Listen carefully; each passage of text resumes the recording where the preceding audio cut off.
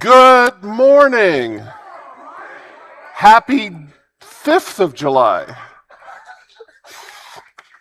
That's actually a really great play by Lanford Wilson. If you're an American theater person, go look it up because it's really a wonderful play. But good morning. It's wonderful to see you all here today. I'm Chris Tackett. I'm the music director. It's always my job to say good morning and stand up here and remind you, y'all know what this is, and you know what to do with it. So double check and make sure it's set to silent or off or whatever works for you. It's my great pleasure to welcome you here today. We have a whole lot of stuff to talk about this July, a whole lot of fun stuff. Not all of it's going to be fun, but it's all going to be interesting. And we talk about where we go from here in terms of our country, our nation, and our democracy. Going to be a very interesting series this whole month. Also, Happy New Year for those of you who celebrate fiscally.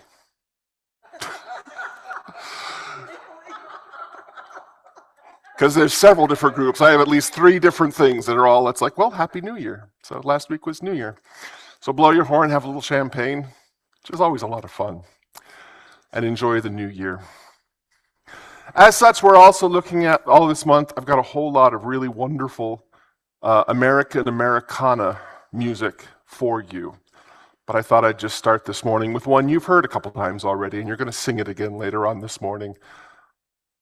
But I can think of no better way to start our first Sunday in July.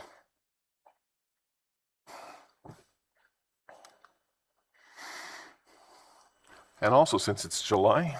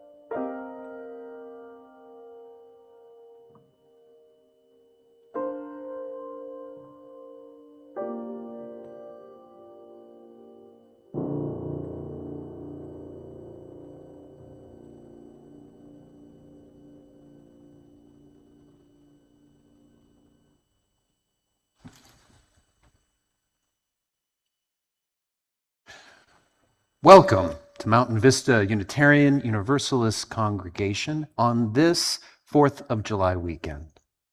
I'm Reverend Matthew, minister serving Mountain Vista, and if you are not already having a good morning, I hope one is about to begin for you.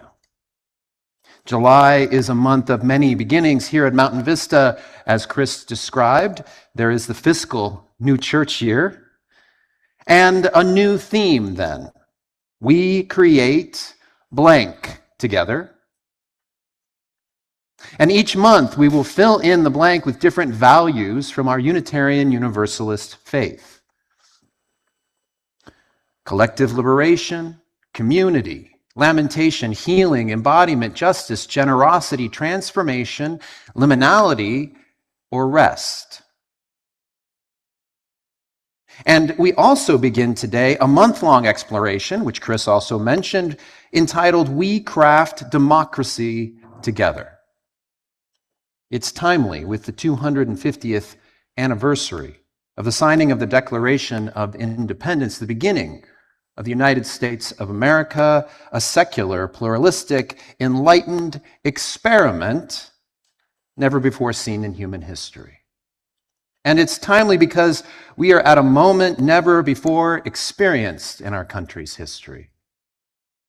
In a national poll released this week by NPR, PBS News, and Marist, it was found, quote, that overwhelmingly the majority of respondents, 76%, said democracy is under serious threat. 76%. It might even be funny if it wasn't such a bleak reporting. And it's how I feel. Perhaps it's how you feel as well. Weekly, if not daily, our government is actively engaged in unraveling the hard-won human rights with a degree of cruelty and brutality that feels unprecedented. Oh, say, can you see what democracy is today? Feels as hard as it was that night in 1812 when Francis Scott Key penned those words as he searched for the Star-Spangled Banner, the symbol of freedom and liberation above the destruction and the chaos of a long night's battle. And so now is the right time to gather for us as Mountain Vista Unitarian Universalists to engage, love, and transform being Americans and Unitarian Universalists as we begin to envision the next 250 years of our country. My elders have always taught me to be grateful, and I found that when it comes to our congregation, that's not hard. I'm grateful for the dedication and the time that so many give to make Sundays possible. From our welcomers, today it was Katie, to hospitality, Joel and David, to our AV team with Ann and Dan and Lee. Yeah, you can wave.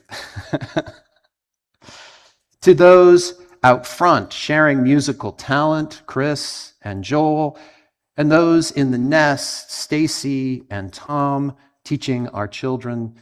Thank you. Thank you all.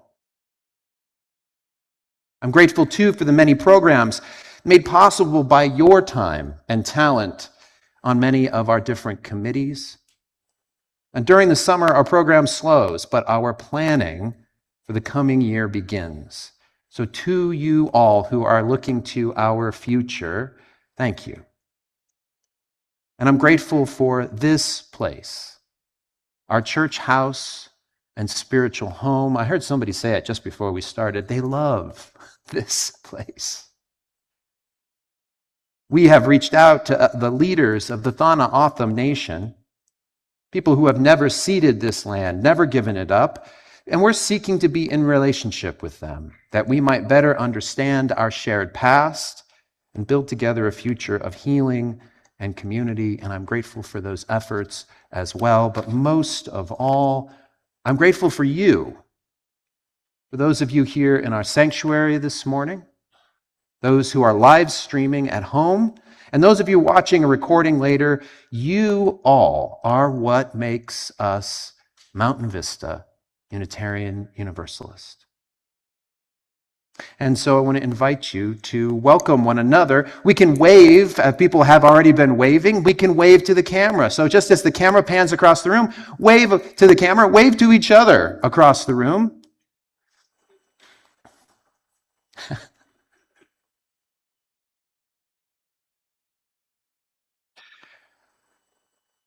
As we know, we are a people of joy. And with that in our hearts, it is good to be together. We light our chalice, the symbol of our Unitarian Universalist faith, with the reading This House by Universalist minister Ken Patton. As Chris and I were preparing this service, we started wondering if this chalice lighting couldn't apply beyond Mountain Vista, our church house. Maybe it could be a vision for America as well. So I invite you to read responsively with me. I'll read the top left, if y'all would follow with the bottom right. This house is for the ingathering of nature and human nature. This house of friendships, a haven in trouble, an open room for the engagement of struggle. It is a house of freedom, guarding the dignity and worth of every person.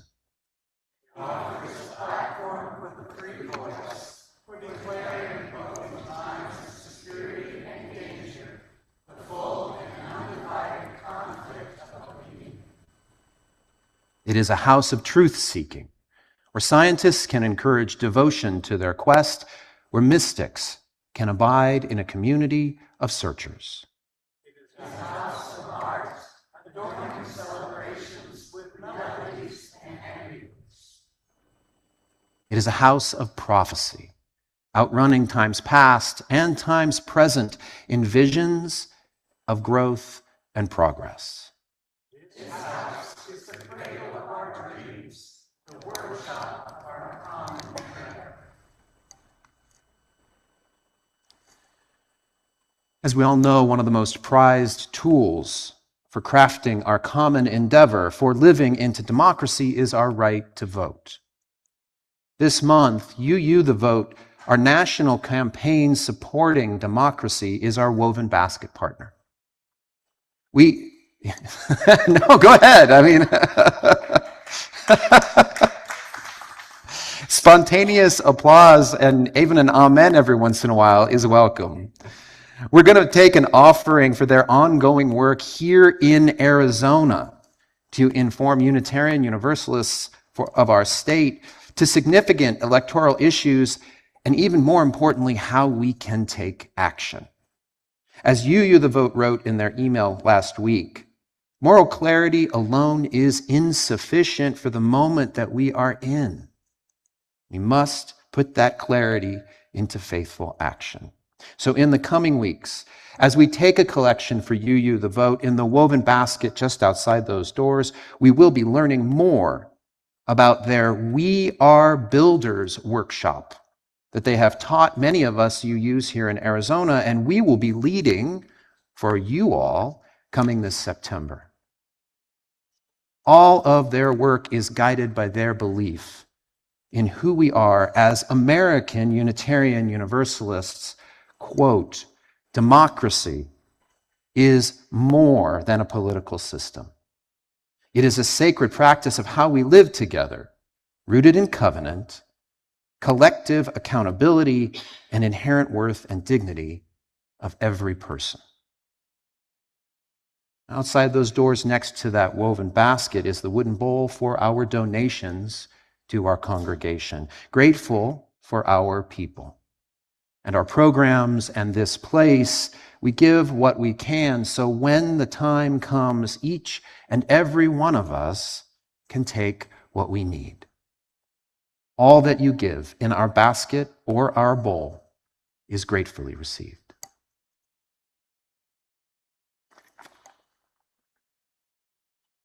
We start our singing together this morning with a wonderful, wonderful Jim Scott song.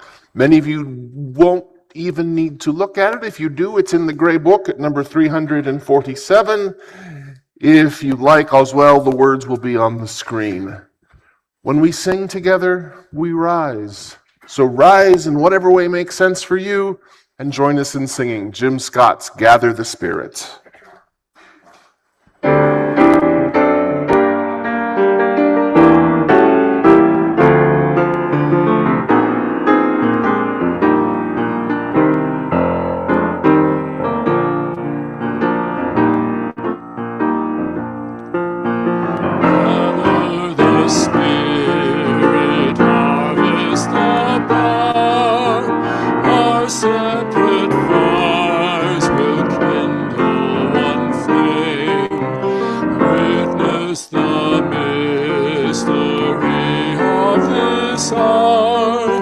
Trials in might appear all the same. Gather in peace, gather in thanks, gather in sympathy now and then. Gather in hope, compassion and strength. Gather to celebrate once again. Gather the spirit of heart and mind. Seeds for the sowing are laid in store, nurtured in love and conscience refined, with glory and spirit united once more.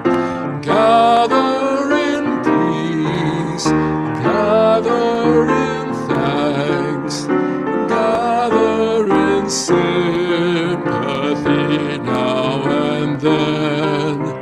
Gather in hope, compassion and strength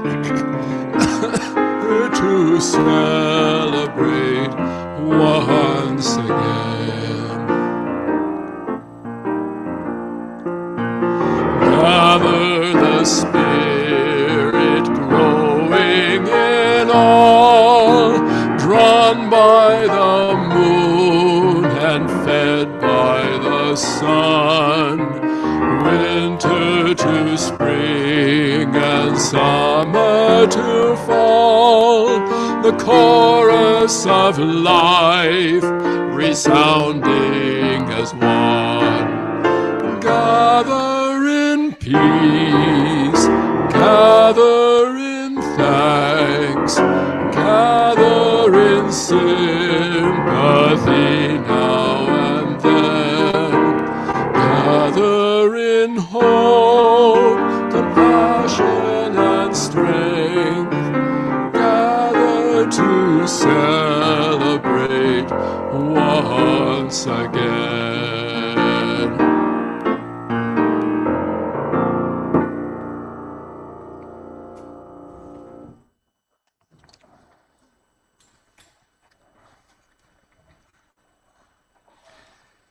We gather each Sunday with all that is happening in the world to celebrate joy. As I begin my 5th year as your minister, I remember very well it was your capacity for joy all through the pandemic that attracted my interest to become your minister. You all remember the pandemic, right? Nobody's forgotten it yet. It was not, as you can recall, clearly a time for a lot of joy, except here, where you kept it alive. Here and mostly online, because here was just getting constructed, put in the way that you needed it to.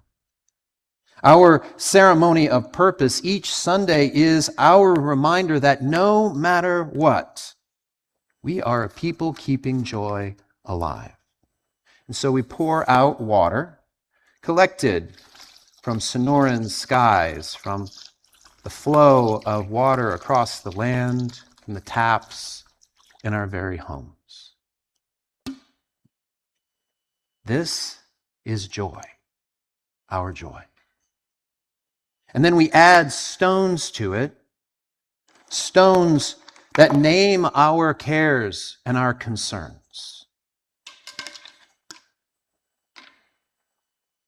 When you allow us and even invite us to, we are happy to add your voice. And we want to invite you even to come forward at times. Please speak to me or the pastoral care ahead of time, because we would love to have you share your concerns with our congregation. And of course, we add stones of celebration. Those great milestones in our lives. Anniversaries and birthdays, births, even national holidays. We hold all of that within joy. Now, the pastoral care team, the committee, they are here to lead us in joy, giving their individual time and talent and guiding our congregation in response to requests for aid. They make sure that we share the joy of our lives together. Pastoral care helps us remember that no matter what, we are a people of joy. You can say it with me if you want. No matter what, we are a people of joy. There it is. All right, we're getting lively already. Nice. We hold one another in this joy. In just a moment, we're going to share in the silence that can only be offered in community. The silence that includes the rustling and the breathing, even maybe the voices of people nearby. But in that silence, I invite you to open to our joy. The joy that you know as a part of Mountain Vista.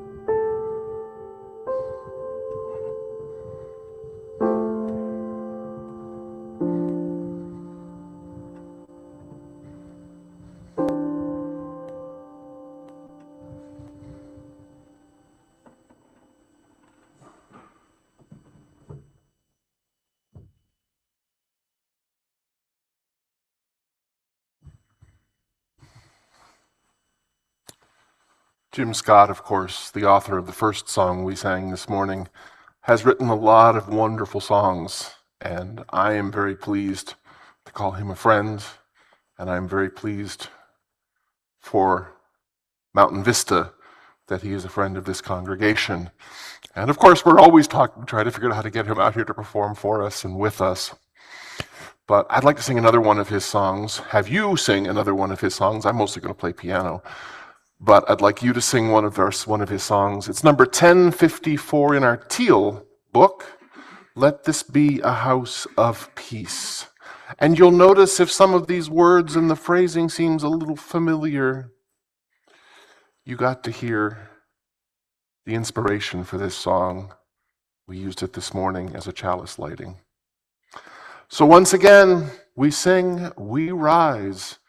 Rise with us and sing, as makes sense for you.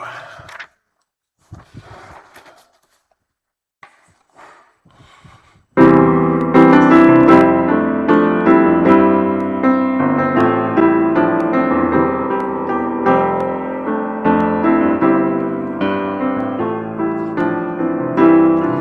a house of peace, of nature and humanity, of sorrow and elation. Let this be our house, a haven for the healing, an open air for question and our inspiration. Let this be a house of peace. Let this be a house of peace. Be a house of freedom, guardian of dignity and worth held deep inside us. Let this be our house, a platform for the free voice, where all our sacred differences shall not here divide us. Let this be a house of peace. Let this be a house of peace. Let all in this house seek truth, where scientists and mystics abide in reverence here. Let this be our house, a platform for the freedom, where works of art and melodies consecrate the atmosphere. Let this be a house of peace. Let this be a house of peace. Let this be a house of prophecy. May vision for our children be our common theme. Let this be our house of myth and lore and legend, our trove of ancient story and cradle of our tender dream. Let this be a house of peace. Let this be a house of peace. Let this be a house of peace. Let this be a house of peace. Let this be our house of peace. Thank you. Thank you. I invite you now to a time of contemplation, of considering and pondering what is democracy to Unitarian Universalists. Last Tuesday night, 70 Jews, Christians, and Unitarian Universalists gathered locally for Faith 250, a ritual culminating a year-long project. The Rabbi Malcolm Cohen began, "We are not taking part in a civics class. This is not a political rally.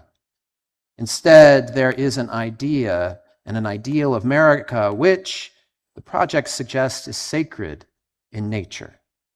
That the aspiration for the great unfinished symphony this country is almost spiritual in character. What we have been doing is a sacred exercise for the daily lived reality of inhabitants of the U.S. to be exceptional. The character of our discourse should be intentionally civil, and the dreams for our future appropriately elevated. Over the last 5 Wednesdays, 12 members of our members and friends of the congregation have joined this same project, exploring American scripture with materials from Faith 250, the Declaration of Independence, the Gettysburg Address, the poem, The New Colossus by Emma Lazarus, the speech, What to the Slave is the 4th of July by Frederick Douglass, and the song, America the Beautiful. Chris and I started meeting with the rabbi last August for once a month. And we attempted to see our country not through the eyes of academics or of scholars, but as Americans of different faiths. I don't know about you, Chris, but for me, it was a roller coaster of emotions. Pride and despair. Inspiration and disgust. Utter confusion about how we got from here, from there, and hope for our future. The conclusion I came to last Wednesday night, the final meeting of our congregation, is America is not about these sacred texts. It's about a democracy that is trying and often failing to give us the freedom to fully be human together.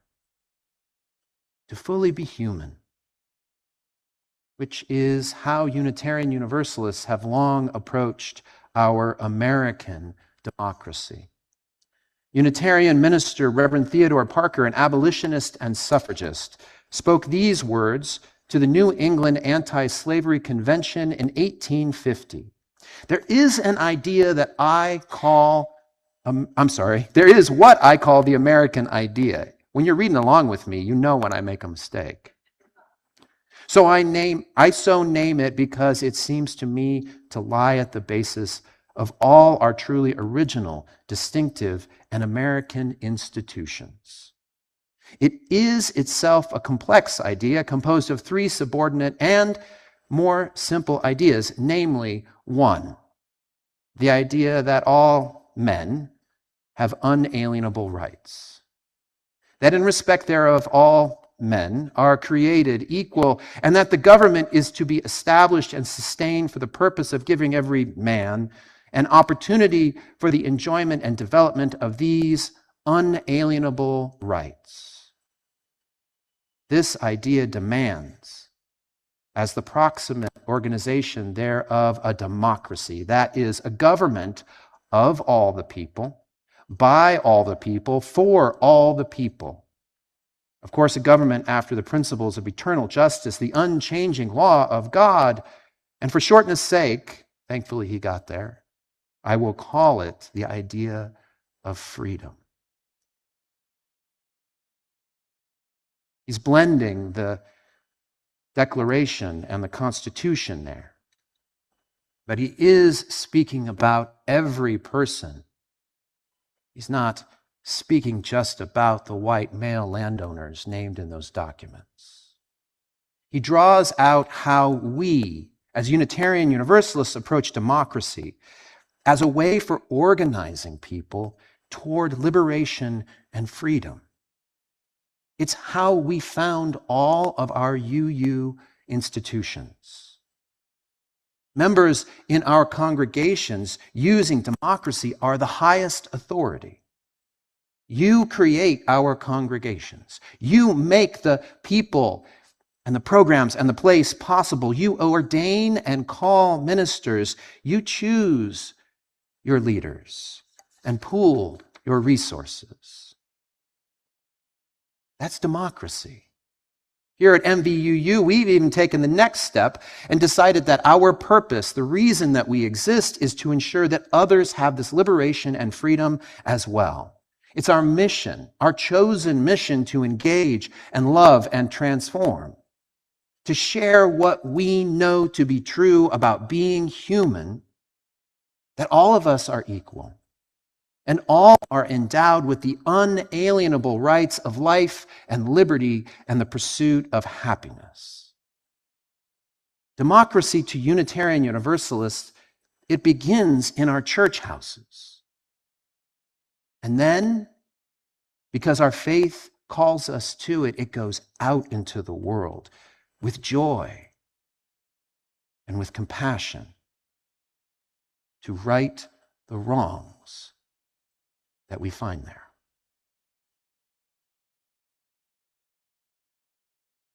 I invite you now to a time of prayer, not on your knees or with your eyes closed. That is not how Unitarian Universalists pray.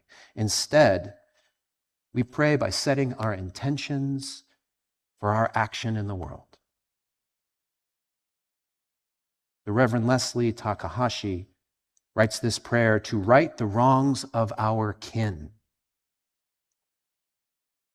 Spirit of life, God of love, hear this cry which begins with gratitude for the human ability to take action to right the wrongs of our kin.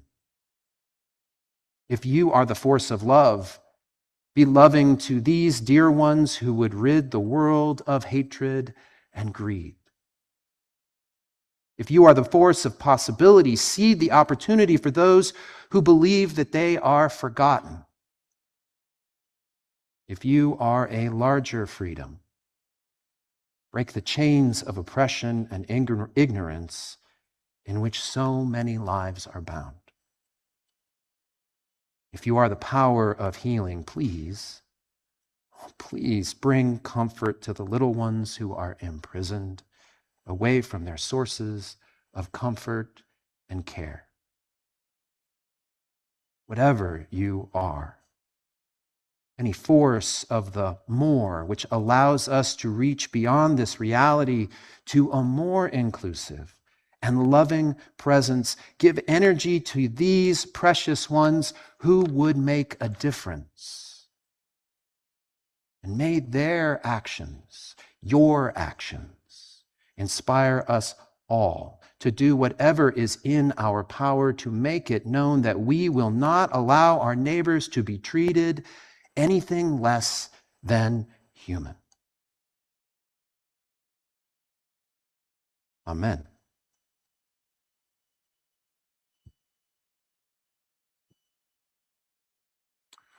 Those words hit me extra hard because my father's family comes down to the hills and hollers of northern Kentucky. I have a lot of relatives who are on different sides of a lot of issues than me. My original thought was just to play my old Kentucky home and let it quietly go by. But I can't let it go quietly by. Beautiful song, 1852 or 3, Stephen Foster. Believed to have been inspired by Uncle Tom's Cabin, in spite of some of the words that we find kind of ugly today. Frederick Douglass wrote of this song that the song, quote, awakens sympathies for the slave in which anti-slavery principles take root, grow, and flourish.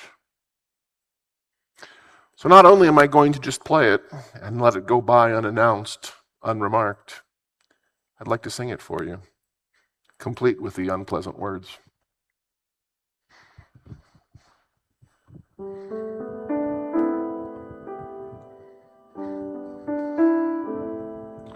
The sun shines bright on the old Kentucky home. 'Tis summer, the darkies are gay. The corn tops ripe and the meadows in the bloom, while the birds make music all the day. The young folks roll on the little cabin floor, all merry, all happy and bright. By and by hard times come a-knockin' at the door, then my old Kentucky home, good night. Weep no more, my lady, oh, weep no more today. We will sing once more for the old Kentucky home, for the old Kentucky home, far away. Weep no more, my lady, oh, weep no more today. We will sing once more for the old Kentucky home, for the old Kentucky home, far away.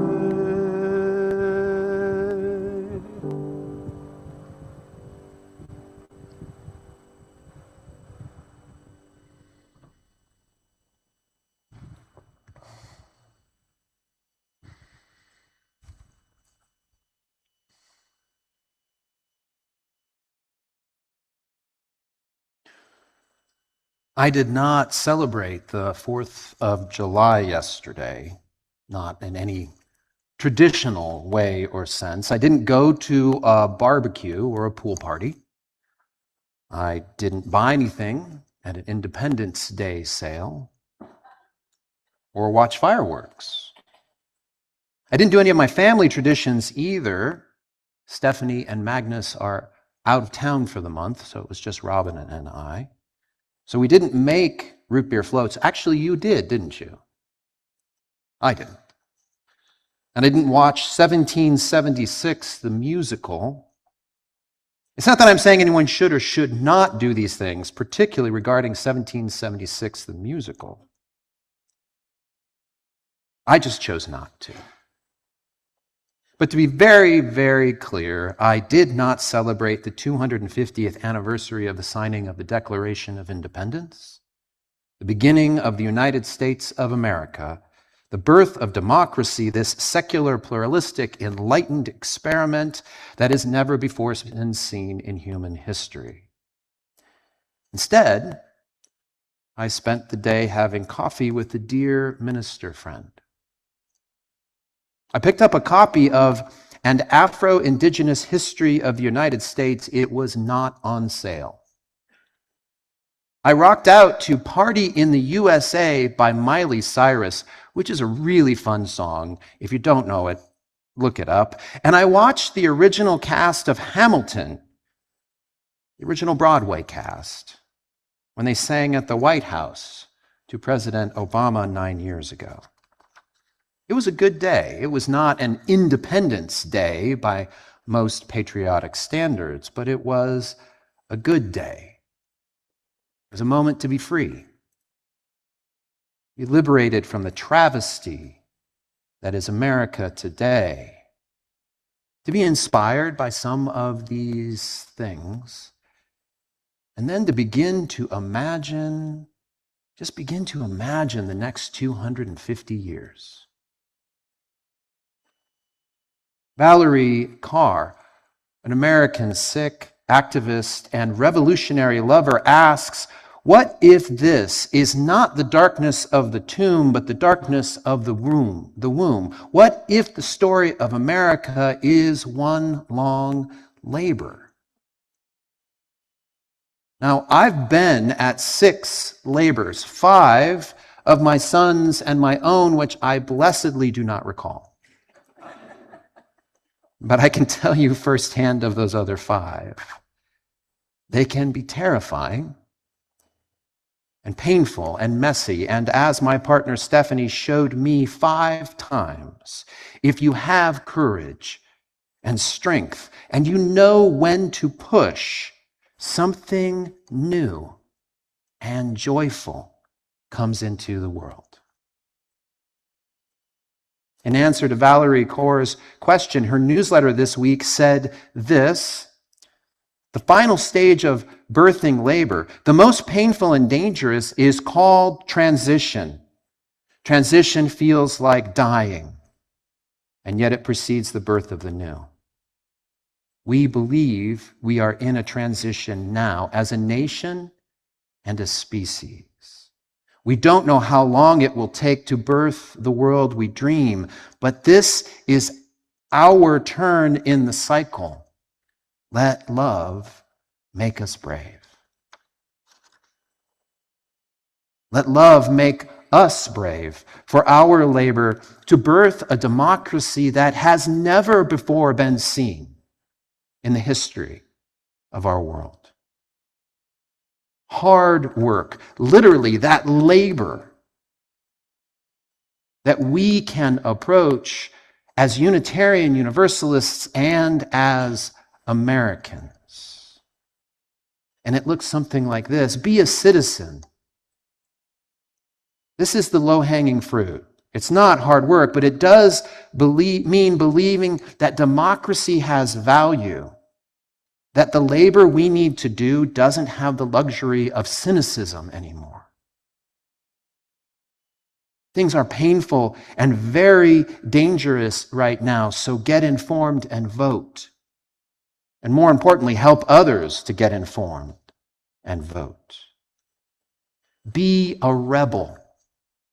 Rebellions precede revolutions. Learn how and when to push with allies, and do it at rallies and protests and parades and marches. Learn what civil disobedience is and when to use it. Yes, we will need to push with our bodies in the way, without violence, but to draw attention and to slow things down. Be a broad community, because there are no heroes coming to rescue us. We have to build across chasms of isolation which keep us apart and renders what democracy can do. Advocate and change policies and laws. Our local governments, county and city councils, they have power that they are not exercising. Multi-Faith for Pride demonstrated this last November as we moved the Tucson City Council to adopt a resolution and a proclamation to celebrate and protect trans rights here. Can I get an amen? You're applauding, so you get to say it. This is how we craft democracy together. And as you've heard, it's things we already know how to do. It's not everything. It can't be everything. But it is what is going to get us through this transition. These things, these actions, with our courage, and I've also seen our courage, with our strength, because we are strong, and with our joy, we will lead with our joy. Oh, say, can you see? Can you feel it? Can you sense it? That this is how liberation and freedom is born? It takes labor from all of us, all of us. But that's how we'll know that it is democracy, a one that has never existed. And so, let's be bold. Let's live into our Unitarian Universalism as Americans and perhaps discover what our member, past president, friend of our congregation, Pat Desai, envisioned during our final study session on American scriptures. She asked us, what if we lived as beautifully as the land we live upon?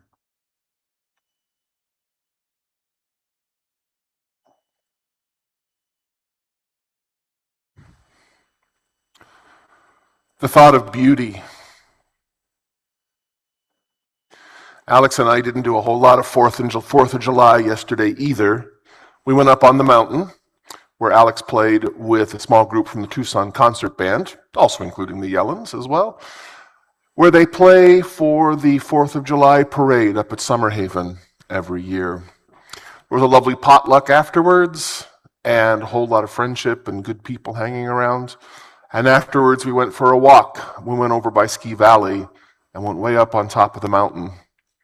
And as we stood up on top of that mountain and looked out over the plain, the desert, the Tucson area, I kept thinking of Catherine Lee Bates, a young woman from New England, youngish woman. She was in her 30s about that time.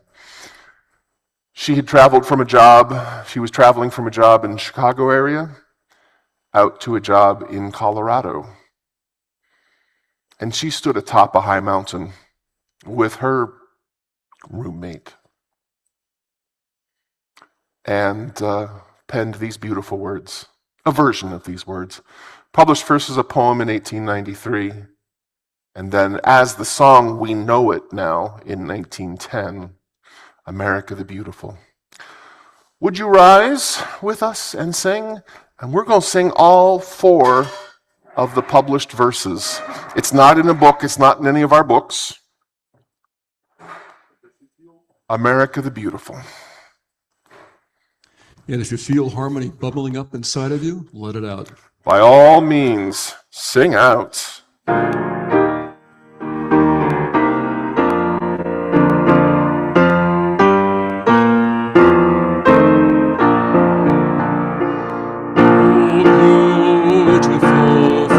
Spacious skies, for amber waves of grain, for purple mountain majesties above the fruited plain.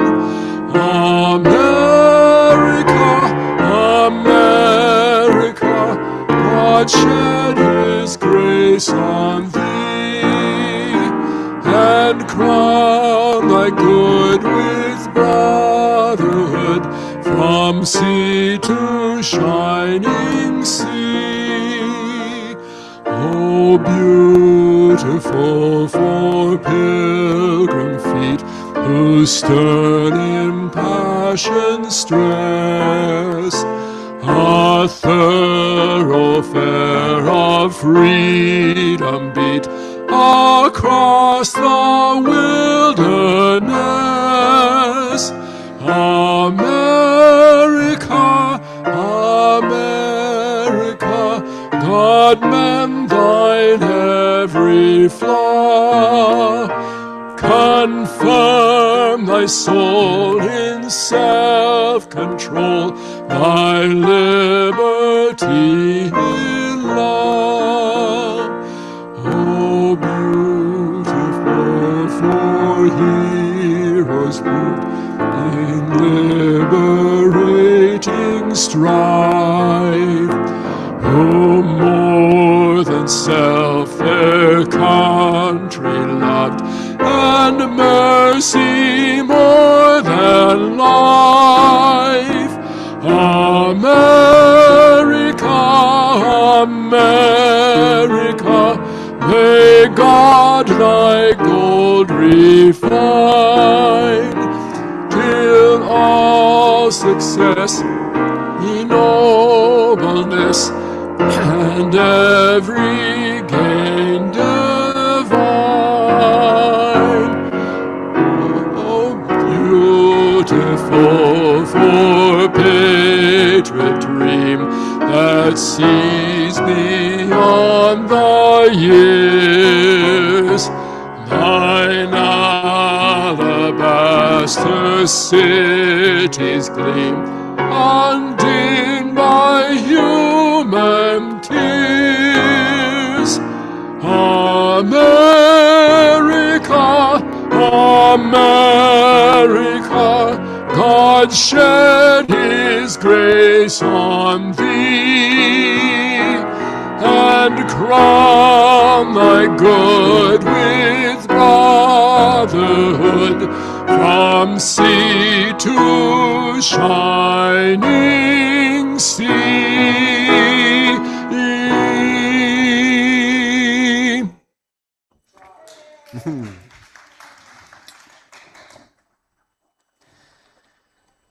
The future is happening, and we are a part of it.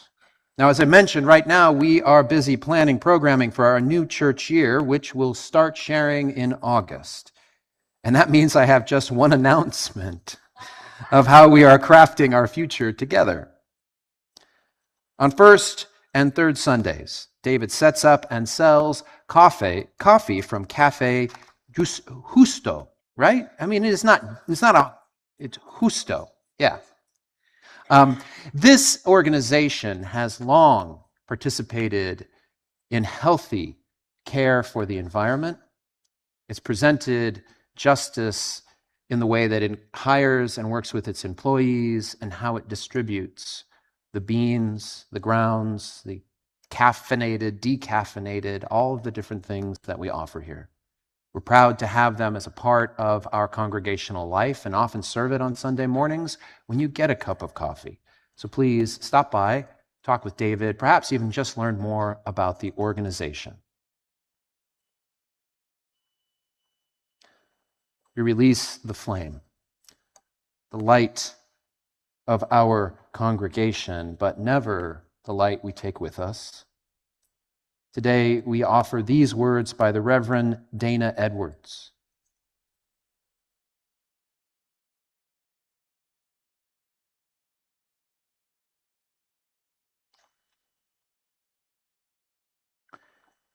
We know that the fight against tyranny, oppression, fascism, hate, and division is not a new fight, but a struggle that goes back to the very beginning of this nation.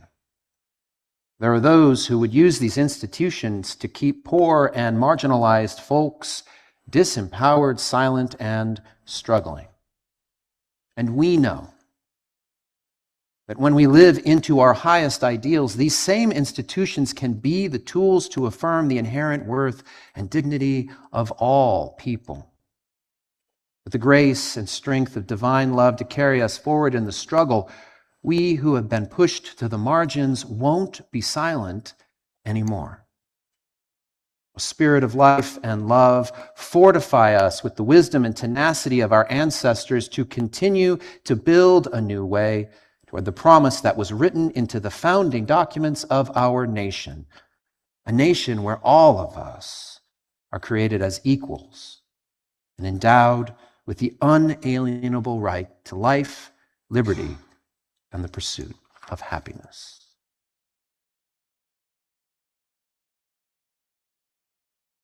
Go on knowing this, if nothing else. This country, this United States, it is your country. Do not let anyone tell you differently. It is yours to be proud of, yours to lament, yours to enjoy. It is yours to improve.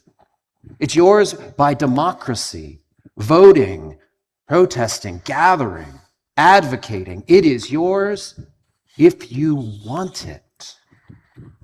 And if you do, go and engage, love, and transform the hell out of our world for the liberation of us all now and in all the years to come.